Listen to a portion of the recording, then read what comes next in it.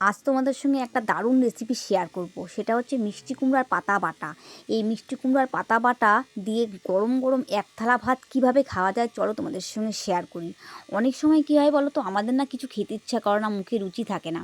এই মিষ্টি কুমড়ার পাতা বাটা দিয়ে যদি একবার ভাত খাওয়া যায় মুখে অটোমেটিক রুচি চলে আসে। আর করার পদ্ধতি তো খুব সহজ।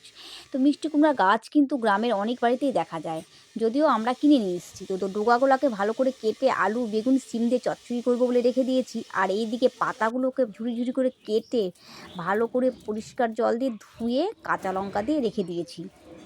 তারপর দেখো কী করছি, কড়াই বসিয়ে দিয়েছি। কড়াইয়ের সামান্য তেল দিয়ে কাঁচা লঙ্কা আর কালো জিরা, কালো জিরা তো খুব ভালো জিনিস, কারণ গা হাত পা ব্যথা হলে কালো জিরা বাটা খেলে কিন্তু গা হাত পা ব্যথা অনেকটাই কমে যায়। তোমরা চাইলে কিন্তু এখানে রসুনও দিতে পারো ভাজাটার মধ্যে, কিন্তু আমি রসুন ভালো লাগে না তাই রসুন দিইনি। রসুন দিলেও ভালো লাগে আর না দিলেও ভালো লাগে। তারপর পাতাগুলোকে দিয়ে হলুদ লবণ দিয়ে ভালো করে একটু নেড়ে চেড়ে ভালো করে নেড়ে চেড়ে নিতে হবে। কারণ যদি ভালো করে না নাড়াচাড়া করি তাহলে জলটা কিন্তু বের হবে না, আর এই জলটা না বার হলে সিদ্ধটা ভালো হবে না। ভালো করে নেড়ে চেড়ে তারপর আমরা ঢাকনা দিয়ে একটু ঢেকে দিলাম। ঢেকে দেওয়ার 5 মিনিট পরে উঠিয়ে দেখছি গদগদ করে জল বেরিয়েছে। দেখো দেখো কত জল বেরিয়েছে। এই জলটা দিয়ে পাতাটা সেদ্ধ হয়ে যাবে, আর তোমাকে এক্সট্রা করে জল দিতে হবে না।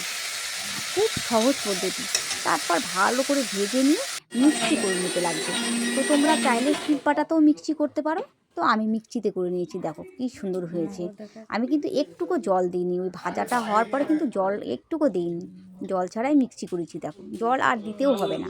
তারপর গরম গরম এক থালা ভাত নিয়ে নিয়েছি দেখো, আর এই মিষ্টি কুমড়া পাতা বাটা।